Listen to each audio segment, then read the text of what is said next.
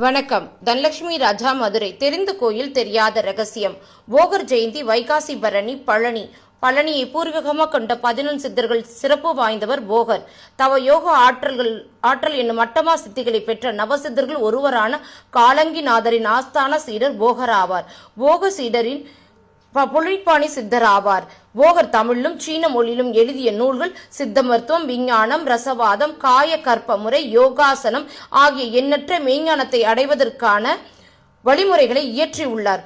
பழனி மலையில் உள்ள அருள்மிகு தண்டாயுதபாணி திருக்கோயில் உள்ள மூலவரான ஆண்டி கோலத்தில் காணப்படும் திருவுருவச் சிலையினை நவபாஷாணம் கொண்டு உருவாக்கி வடிவமைத்தவர் போகர்.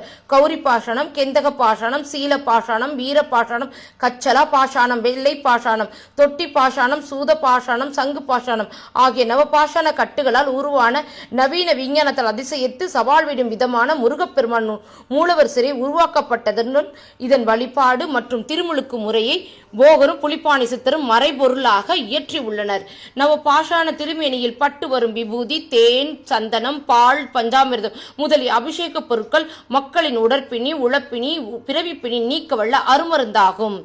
இக்கோயிலின் தென்மேற்கு மூலையில் போகரின் ஜீவசமாதி பீடம் காணப்படுகிறது.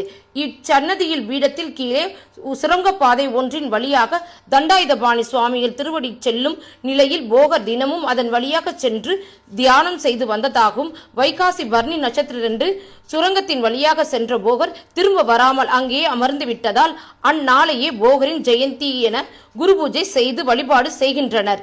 போகரின் பீடத்திற்கு கீழே அவர் வழிபட்ட புவனேஸ்வரி அம்மனும் மரகத லிங்கத்தையும் அந்நாளிலே பூஜை செய்யப்படுகிறது.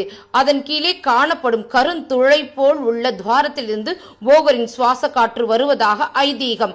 நவ பாஷாண முருகப்பெருமானையும் போகரையும் ஒன்று சேர்ந்து பழனியில் வழிபடுவது சிறப்பு. நன்றி, வணக்கம். தனலட்சுமி